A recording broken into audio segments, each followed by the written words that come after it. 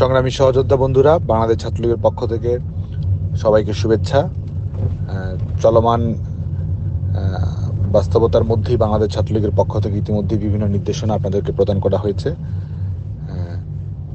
এবং আগামীকালকে আপনারা জানেন যে কোটা ইস্যুতে অ্যাপিলেট ডিভিশনের রিটের বিষয়টির মাধ্যমে একটি ফয়সালা হবে এবং আমরা বাংলাদেশ ছাত্রলীগের পক্ষ থেকে আমরা যে অবস্থানটি গ্রহণ করেছিলাম যে একটি আইনি পথে একটি গ্রহণযোগ্য সমাধান হবে এবং একটি যৌক্তিক সংস্কারের দিকে সরকার এগোবে, সেই পথেই বর্তমান অবস্থা যাচ্ছে। তা আগামীকালকে সকালবেলাতেই শুনানি হবে। আমরা আশা করি যে একটি ইতিবাচক সমাধান আসবে। বিশেষ করে কোটা সংস্কারকে কেন্দ্র করে বিভিন্ন প্ল্যাটফর্ম যারা কর্মসূচি পালন করছে, সবার প্রতি উদাত্ত আহ্বান থাকবে যে আমাদের দলীয় নির্দেশনা অনুযায়ী কোনো ধরনের উস্কানিমূলক ঘটনা যেন না ঘটে, সবাই যেন শান্তিপূর্ণভাবে অবস্থান করে, ন্যূনতম অনাকাঙ্ক্ষিত অপ্রীতিকর কোনো ঘটনা যেন না ঘটে, শান্তিপূর্ণভাবেও যেন আন্দোলনকারীরা তাদের কর্মকাণ্ড পরিচালনা করে এবং এই ইস্যু সমাপ্ত হওয়ার পরে আবার শিক্ষার পরিবেশটি যেন একেবারেই স্বাভাবিক হয়ে আসে, সেই লক্ষ্যে কিন্তু সবাইকে কাজ করতে হবে। তো ইতিমধ্যে আমরা গত কয়েকটি দিন খুব ভালোভাবেই অতিবাহিত হয়েছে, খুব বড় ধরনের ত্রুটি বিচ্যুতি হয়নি।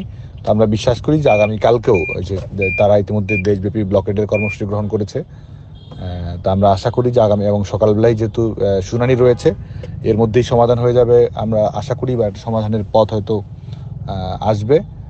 তো কোনো ধরনের অনাকাঙ্ক্ষিত অপ্রীতিকর ঘটনা যেন না ঘটে, বাংলাদেশ ছাত্রলীগের নেতাকর্মীরা সবাই যেন সুশৃঙ্খল, ডিসিপ্লিনড, শান্তিপূর্ণ এবং কোনো ধরনের উস্কানিতে যেন পা না দেয়, সেই ব্যাপারে সবাইকে সতর্ক থাকার জন্য আহ্বান জানাচ্ছি। বাংলাদেশ ছাত্রলীগ আমরা বাংলাদেশের কোথাও কোনো অনাকাঙ্ক্ষিত ঘটনা দেখতে চাই না। ছাত্রলীগের কর্মীদের মাধ্যমে ক্যাম্পাসগুলোতে কোথাও আমরা কোনো ধরনের অনাকাঙ্ক্ষিত অপ্রীতিকর ঘটনা দেখতে চাই না। ন্যূনতম একটি ঘটনা যেন না ঘটে এবং কোনো ধরনের সহিংসতামূলক পদ্ধতি, কোনো ধরনের হুমকি ধামকি, কোনো ধরনের বিষয় যেন না ঘটে, সে ব্যাপারে সবাইকে সচেতন থাকার জন্য আহ্বান জানাচ্ছি। প্রিয় বাংলাদেশ ছাত্রলীগের বিভিন্ন বিশ্ববিদ্যালয়ের, কলেজের সভাপতি, সাধারণ সম্পাদকবৃন্দ, সবাইকে ধন্যবাদ জানাচ্ছি। আজকে আমাদের অ্যাপিলেট ডিভিশন থেকে একটি স্ট্যাটাস কো জারি করা হয়েছে, যেটির মাধ্যমে হাইকোর্টের যে রায়, সেই হাইকোর্টের রায়ের উপর স্থগিতাদেশ দেওয়া হয়েছে এবং সরকার যে প্রজ্ঞাপনটি 2018 সালে প্রদান করেছিল সেটি পুনর্বহাল করা হয়েছে। এটির মাধ্যমে এই বিষয়টি একটি যৌক্তিক সমাধান ইতিমধ্যেই অগ্রসর হচ্ছে একটি যৌক্তিক সমাধানের দিকে। গত কয়েকদিন ধরে আমাদের ছাত্রলীগের সকল ইউনিটের নেতাকর্মীরা অত্যন্ত সহনশীলতা, দায়িত্বশীলতার পরিচয় দিয়েছে, ধৈর্যের পরিচয় দিয়েছে। সে কারণে বাংলাদেশ ছাত্রলীগের পক্ষ থেকে সবাইকে ধন্যবাদ জানাই। এখন এই মুহূর্তে যেটি গুরুত্বপূর্ণ, আমরা বাংলাদেশ ছাত্রলীগের পক্ষ থেকে কিছু কর্মসূচি দিতে পারি, সেটি আমরা আনুষ্ঠানিকভাবে জানাবো।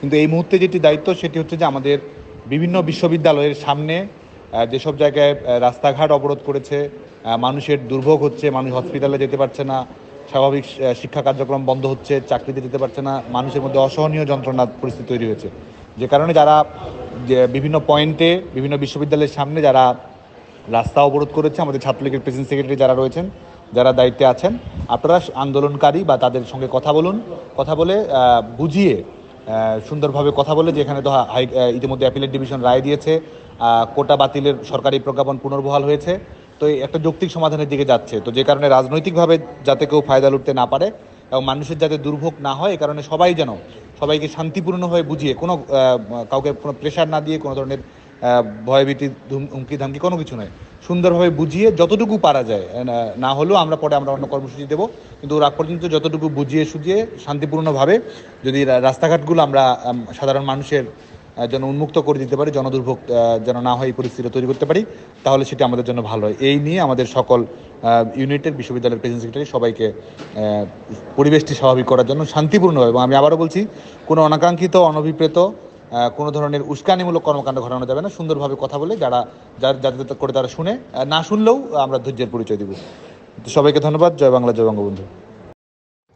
প্রিয় নেতৃবৃন্দ, আসসালামু আলাইকুম। শিক্ষা প্রতিষ্ঠানে একাডেমিক পরিবেশ সুন্দর ও সমুন্নত রাখা, জনদুর্ভোগ তৈরি না করে ক্লাস পরীক্ষায় ফিরে আসা এবং যৌক্তিক ও অন্তর্ভুক্তিমূলক সমাধানের দাবিতে বাংলাদেশ ছাত্রলীগের সকল ইউনিট থেকে আগামীকাল জেলা, মহানগর, বিশ্ববিদ্যালয় পর্যায়ে এবং কলেজসমূহ থেকে দুপুর 2টা থেকে বিকেল 4টা পর্যন্ত সারা দেশে সকল জেলা মহানগর বিশ্ববিদ্যালয় ইউনিট, আবারও উল্লেখ করছি, আপনারা মিছিল এবং মিছিল পরবর্তী সমাবেশ করবেন শান্তিপূর্ণভাবে, কারোর সাথে কোনো সংঘর্ষে জড়াবেন না। তবে আপনাদের নিজ নিজ এলাকায় খুবই সতর্ক থাকবেন, কারণ আজকে আদালতের রায়ের পরেও যদি কেউ ঘোলা পানিতে মাছ শিকারের চেষ্টা করে কিংবা জনদুর্ভোগ তৈরি হয় এমন কর্মসূচির চেষ্টা করে, তাহলে অবশ্যই আমাদেরকে সেসব বিষয়ে সতর্ক থাকতে হবে সচেতন নাগরিক হিসাবে, এবং বাংলাদেশের এই শান্তিপূর্ণ পরিবেশকে কোনোভাবেই বিনষ্ট হতে দেওয়া যাবে না।